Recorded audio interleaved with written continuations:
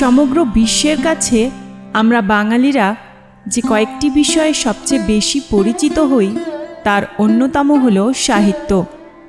সমগ্র ভারতবর্ষ তথা ভারতবর্ষের বাইরে থাকা সমস্ত সাহিত্যপ্রেমী মানুষেরাও এটা এক বাক্যে স্বীকার করেন যে বাংলা সাহিত্য যতটা বিস্তৃত ঠিক ততটাই গভীর। আর আমাদের সাহিত্যিকরা তাদের সৃষ্টিকার্যে সময়ের চেয়ে অনেকটা এগিয়েছিলেন। ফলে আজও তাদের সৃষ্টি করা ছোট গল্প, বড় গল্প বা উপন্যাস পড়তে পড়তে মনে হয় এ তো আজকের যুগেও সমানভাবে প্রাসঙ্গিক। একজন সাহিত্যপ্রেমী হিসেবে বাংলা সাহিত্যের এই মহাসমুদ্র থেকে কিছু মণিমুক্ত আমি আমার চ্যানেলের মাধ্যমে আপনাদের সামনে তুলে ধরার চেষ্টা করব। আশা করি আপনারা আমার পাশে থাকবেন। নমস্কার বন্ধুরা, আজকে আমার নিবেদন কবিগুরু রবীন্দ্রনাথ ঠাকুর রচিত দেনা পাওনা। 5 ছেলের পর যখন এক কন্যা জন্মিল, তখন বাপ মায়ে অনেক আদর করিয়া তাহার নাম রাখিল নিরুপমা। এ গোষ্ঠীতে এমন শৌখিন নাম ইতিপূর্বে কখনো শোনা যায় নাই। প্রায় ঠাকুর দেবতার নামই প্রচলিত ছিল। গণেশ, কার্তিক, পার্বতী তাহার উদাহরণ। এখন নিরুপমার বিবাহের প্রস্তাব চলিতেছে। তাহার পিতা রামসুন্দর মিত্র অনেক খোঁজ করেন, কিন্তু পাত্র কিছুতেই মনের মতো হয় না। অবশেষে মস্ত এক রায়বাহাদুরের ঘরের একমাত্র ছেলেকে সন্ধান করিয়া বাহির করিয়াছেন। উক্ত রায়বাহাদুরের পৈতৃক বিষয় আশয় যদিও অনেক হ্রাস হইয়া আসিয়াছে, কিন্তু বনেদি ঘর বটে। বরপক্ষ হইতে 10,000 টাকা পণ এবং বহুল দান সামগ্রী চাহিয়া বসিল। রামসুন্দর কিছুমাত্র বিবেচনা না করিয়া তাহাতেই সম্মত হইলেন। এমন পাত্র কোনো মতে হাতছাড়া করা যায় না। কিছুতেই টাকার জোগাড় আর হয় না। বাঁধা দিয়া বিক্রয় করিয়া অনেক চেষ্টাতেও 1,006-7 বাকি রহিল। এদিকে বিবাহের দিন নিকট হইয়া আসিয়াছে। অবশেষে বিবাহের দিন উপস্থিত হইল। নিতান্ত অতিরিক্ত সুদে একজন বাকি টাকাটা ধার দিতে স্বীকার করিয়াছিল, কিন্তু সময়কালে সে উপস্থিত হইল না। বিবাহ সভায় একটা তুমুল গোলযোগ বাঁধিয়া গেল। রামসুন্দর আমাদের রায়বাহাদুরের হাতে পায়ে ধরিয়া বলিলেন, শুভ কার্য সম্পন্ন হইয়া যাক, আমি নিশ্চয়ই টাকাটা শোধ করিয়া দিব। রায়বাহাদুর বলিলেন, টাকা হাতে না পাইলে বর সভাস্থ করা যাইবে না। এই দুর্ঘটনায় অন্তঃপুরে একটা কান্না পড়িয়া গেল। এই গুরুতর বিপদের যে মূল কারণ, সে চেলি পরিয়া, গহনা পরিয়া, কপালে চন্দন লেপিয়া চুপ করিয়া বসিয়া আছে। ভাবি শ্বশুরকুলের প্রতি যে তাহার খুব একটা ভক্তি কিংবা অনুরাগ জন্মিতেছে তাহা বলা যায় না। ইতিমধ্যে একটা সুবিধা হইল। বর সহসা তাহার পিতৃদেবের অবাধ্য হইয়া উঠিল। সে বাপকে বলিয়া বসিল, কেনা বেচা দরদামের কথা আমি বুঝি না। বিবাহ করিতে আসিয়াছি, বিবাহ করিয়া যাইব। বাপ যাহাকে দেখিল তাহাকেই বলিল, দেখেছেন মহাশয়, আজকালকার ছেলেদের ব্যবহার। 2-1 প্রবীণ লোক ছিল, তাহারা বলিল, শাস্ত্র শিক্ষা নীতিশিক্ষা একেবারেই নাই। কাজেই বর্তমান শিক্ষার বিস্ময় ফল নিজের সন্তানের মধ্যে প্রত্যক্ষ করিয়া রায়বাহাদুর হতোদ্যম হইয়া বসিয়া রহিলেন। বিবাহ এক প্রকার বিষণ্ণ নিরানন্দভাবে সম্পন্ন হইয়া গেল।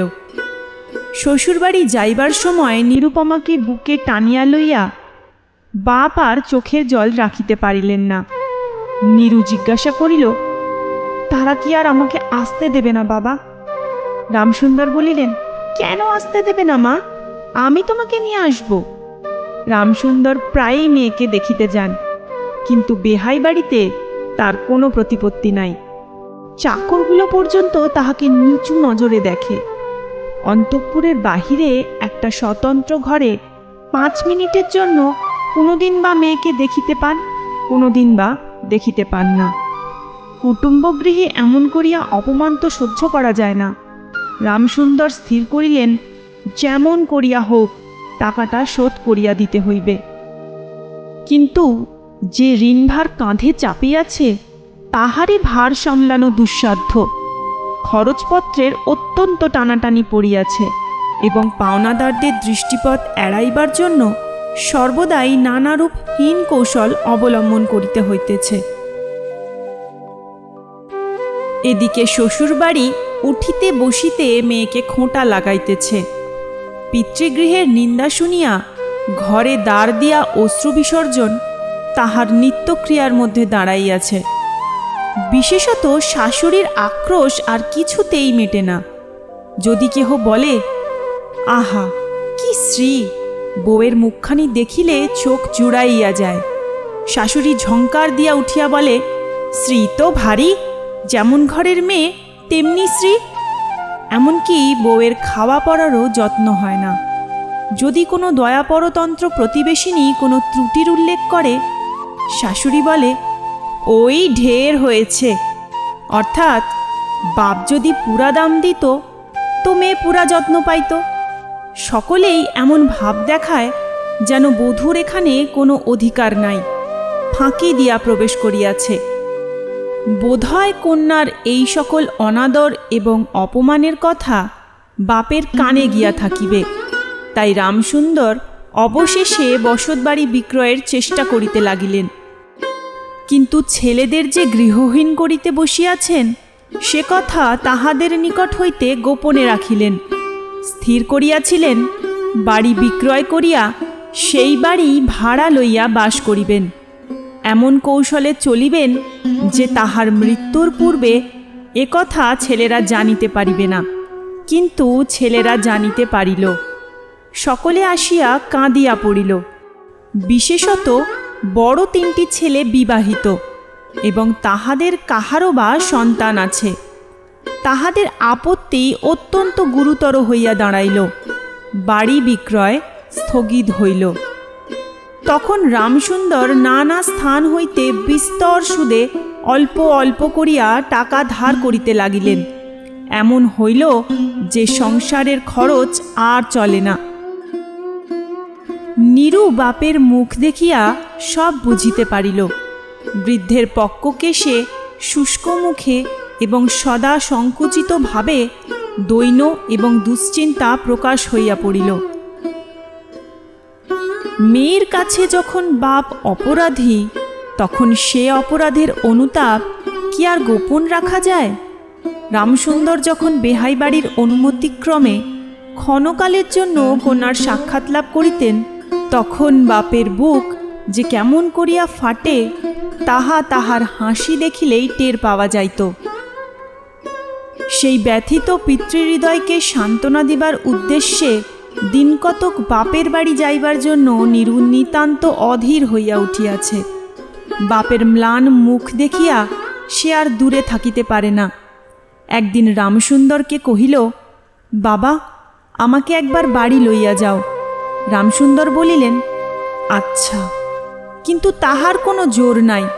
নিজের কন্যার উপরে পিতার যে স্বাভাবিক অধিকার আছে তাহা যেন পণের টাকার পরিবর্তে বন্ধক রাখিতে হইয়াছে। এমনকি কন্যার দর্শন সেও অতি সসংকোচে ভিক্ষা চাহিতে হয় এবং সময় বিশেষে নিরাশ হইলে দ্বিতীয় কথাটি কহিবার মুখ থাকে না। কিন্তু মেয়ে, আপনি বাড়ি আসিতে চাহিলে বাপ তাকে না আনিয়া কেমন করিয়া থাকে। তাই বেহাইয়ের নিকট সে সম্বন্ধে দরখাস্ত পেশ করিবার পূর্বে রামসুন্দর কত হীনতা, কত অপমান, কত ক্ষতি স্বীকার করিয়া যে 3,000 টাকা সংগ্রহ করিয়াছিলেন সে ইতিহাস গোপন থাকাই ভালো। নোটকখানি রুমালে জড়াইয়া চাদরে বাঁধিয়া রামসুন্দর বেহাইয়ের নিকট গিয়া বসিলেন। প্রথমে হাস্যমুখে পাড়ার খবর পাড়িলেন।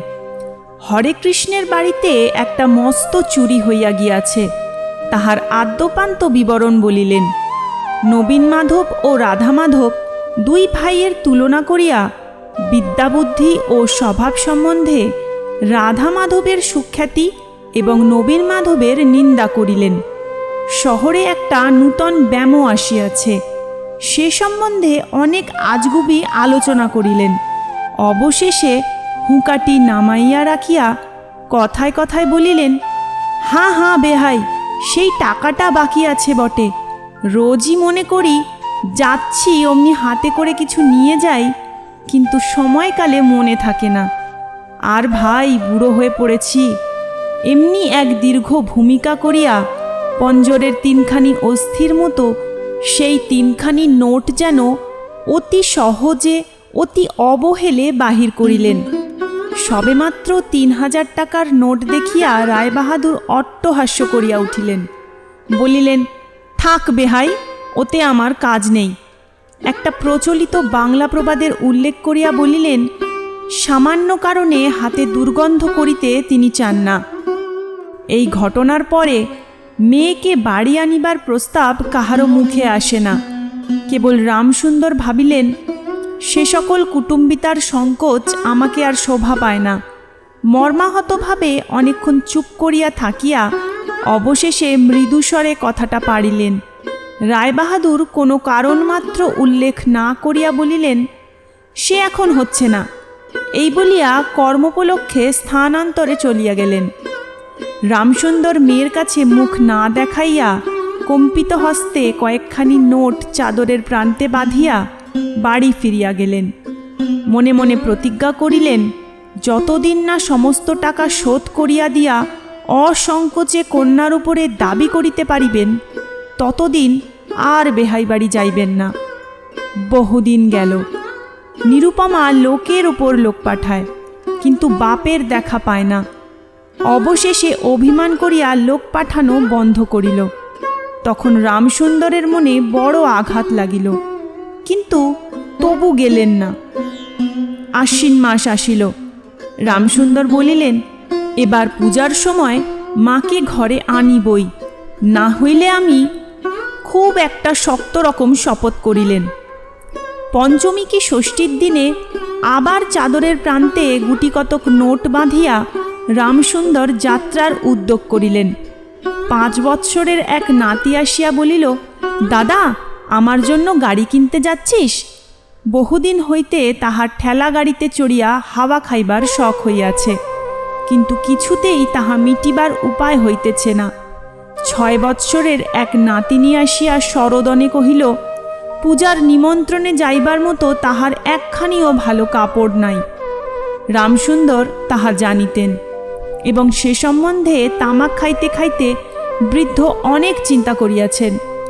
রায়বাহাদুরের বাড়ি যখন পূজার নিমন্ত্রণ হইবে, তখন তাহার বধূগণকে অতি যৎসামান্য অলঙ্কারে অনুগ্রহপাত্র দরিদ্রের মতো যাইতে হইবে। একথা স্মরণ করিয়া তিনি অনেক দীর্ঘ নিঃশ্বাস ফেলিয়াছেন, কিন্তু তাহাতে তাহার ললাটের বার্ধক্যরেখা গভীরতর অঙ্কিত হওয়া ছাড়া আর কোনো ফল হয় নাই।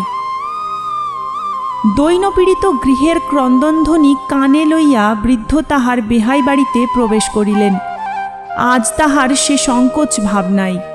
দ্বাররক্ষী এবং ভৃত্যদের মুখের প্রতি সে চকিত সলজ্জ দৃষ্টিপাত দূর হইয়া গিয়াছে, যেন আপনার গৃহে প্রবেশ করিলেন।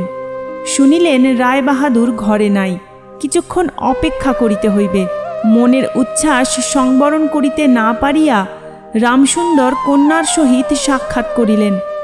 আনন্দে 2 চোখ দিয়া জল পড়িতে লাগিল। বাপও কাঁদে, মেয়েও কাঁদে। দুইজনে কেহ আর কথা কহিতে পারে না। এমন করিয়া কিছুক্ষণ গেল। তারপরে রামসুন্দর কহিলেন, এবার তোকে নিয়ে যাচ্ছি মা, আর কোনো গোল নাই। এমন সময় রামসুন্দরের জ্যেষ্ঠ পুত্র হরমোহন তার 2টি ছোট ছেলে সঙ্গে লইয়া সহসা ঘরে প্রবেশ করিলেন। পিতাকে বলিলেন, বাবা, আমাদের তবে এবার পথে ভাসালে? রামসুন্দর সহসা অগ্নিমূর্তি হইয়া বলিলেন, তোদের জন্য কি আমি নরকগামী হব? আমাকে তোরা আমার সত্য পালন করতে দিবি নে? রামসুন্দর বাড়ি বিক্রয় করিয়া বসিয়া আছেন। ছেলেরা কিছুতে না জানিতে পায় তাহার অনেক ব্যবস্থা করিয়াছিলেন। কিন্তু তবু তাহারা জানিয়াছে দেখিয়া তাহাদের প্রতি হঠাৎ অত্যন্ত রুষ্ট ও বিরক্ত হইয়া উঠিলেন। তাহার নাতি তাহার দুই হাঁটু সবলে জড়াইয়া ধরিয়া মুখ তুলিয়া কহিল, দাদু, আমাকে গাড়ি কিনে দিলে না? নতশির রামসুন্দরের কাছে বালক কোনো উত্তর না পাইয়া নীরুর কাছে গিয়া বলিল, পিসিমা, আমাকে একখানা গাড়ি কিনে দেবে? নিরুপমা সমস্ত ব্যাপার বুঝিতে পারিয়া কহিল, বাবা, তুমি যদি আর 1 পয়সা আমার শ্বশুরকে দাও তাহলে আর তোমার মেয়েকে দেখতে পাবে না, এই তোমার গা ছুঁয়ে বললুম। রামসুন্দর বলিলেন, ছি মা, অমন কথা বলতে নেই। আর এ টাকাটা যদি আমি না দিতে পারি তাহলে তোর বাপের অপমান আর তোরও অপমান।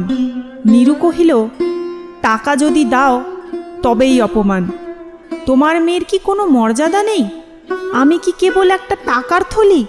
যতক্ষণ টাকা আছে ততক্ষণ আমার দাম? না বাবা, এ টাকা দিয়ে তুমি আমাকে অপমান করো না। তাছাড়া আমার স্বামী তো এ টাকা চান না। রামসুন্দর কহিলেন, তাহলে তোমাকে যেতে দেবে না মা। নিরুপমা কহিল, না দেয় তো কি করব বলো? তুমিও আর নিয়ে যেতে চেও না। রামসুন্দর কম্পিত হস্তে নোট বাঁধা চাদরটি কাঁধে তুলিয়া আবার চোরের মতো সকলের দৃষ্টি এড়াইয়া বাড়ি ফিরিয়া গেলেন। কিন্তু রামসুন্দর এই যে টাকা আনিয়াছিলেন এবং কন্যার নিষেধে সে টাকা না দিয়াই চলিয়া গিয়াছেন, সে কথা গোপন রহিল না। কোনো স্বভাব কৌতূহলী দ্বারলগ্ন কর্ণদাসী নীরুর শাশুড়িকে এই খবর দিল। শুনিয়া তাহার আর আক্রোশের সীমা রহিল না। নিরুপমার পক্ষে তাহার শ্বশুরবাড়ি সরসজ্জা হইয়া উঠিল। এদিকে তাহার স্বামী বিবাহের অল্পদিন পরেই ডেপুটি ম্যাজিস্ট্রেট হইয়া দেশান্তরে চলিয়া গিয়াছে এবং পাছে সংসর্গদোষে হীনতা শিক্ষা হয়, এই ওজরে সম্প্রতি বাপের বাড়ির আত্মীয়দের সহিত নীরুর সাক্ষাৎকার সম্পূর্ণ নিষিদ্ধ হইয়াছে। এই সময়ে নীরুর একটা গুরুতর পীড়া হইল, কিন্তু সেজন্য তাহার শাশুড়িকে সম্পূর্ণ দোষ দেওয়া যায় না। শরীরের প্রতি সে অত্যন্ত অবহেলা করিত। কার্তিক মাসের হিমের সময় সমস্ত রাত মাথার দরজা খোলা, শীতের সময় গায়ে কাপড় নাই, আহারের নিয়ম নাই। দাসীরা যখন মাঝে মাঝে খাবার আনিতে ভুলিয়া যাইত, তখন যে তাহাদের একবার মুখ খুলিয়া স্মরণ করাইয়া দেওয়া, তাহাও সে করিত না। সে যে পরের ঘরের দাসদাসী এবং কর্তাগৃহিণীদের অনুগ্রহের উপর নির্ভর করিয়া বাস করিতেছে, এই সংস্কার তাহার মনে বদ্ধমূল হইতেছিল। কিন্তু এরূপ ভাবটাও শাশুড়ির সহ্য হইত না। যদি আহারের প্রতি বধূর কোনো অবহেলা দেখিতেন, তবে শাশুড়ি বলিতেন, নবাবের বাড়ির মেয়ে কিনা, গরিবের ঘরের অন্ন ওর মুখে রোচে না।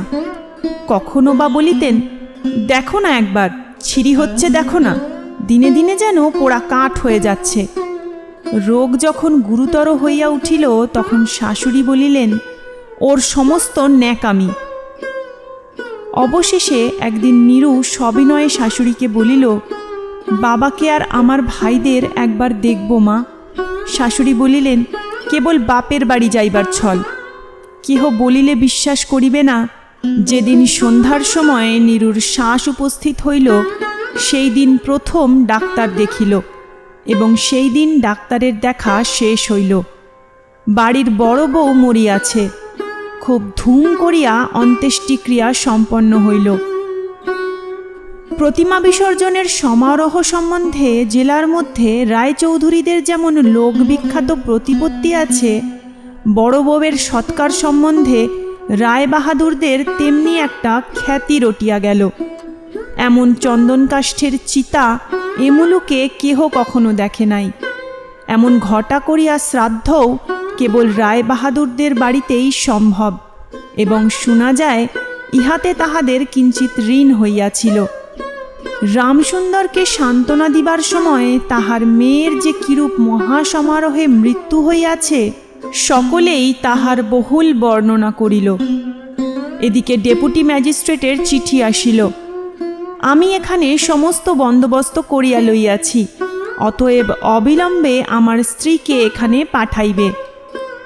রায়বাহাদুরের মহিষী লিখিলেন, বাবা, তোমার জন্য আর একটি মেয়ের সম্বন্ধ করিয়াছি, অতএব অবিলম্বে ছুটি লইয়া এখানে আসিবে। এবারে 20,000 টাকা পণ এবং হাতে হাতে আদায়। আজকের গল্প এখানেই শেষ। আশা করি গল্পটি আপনাদের ভালো লাগবে। যদি গল্পটি ভালো লেগে থাকে তাহলে একটা লাইক করার অনুরোধ রইল। ভবিষ্যতে আপনাদের জন্য আরও অনেক গল্প নিয়ে হাজির হব আমি, তাই আমার চ্যানেলটি সাবস্ক্রাইব করতে ভুলবেন না। ভালো থাকবেন। নমস্কার।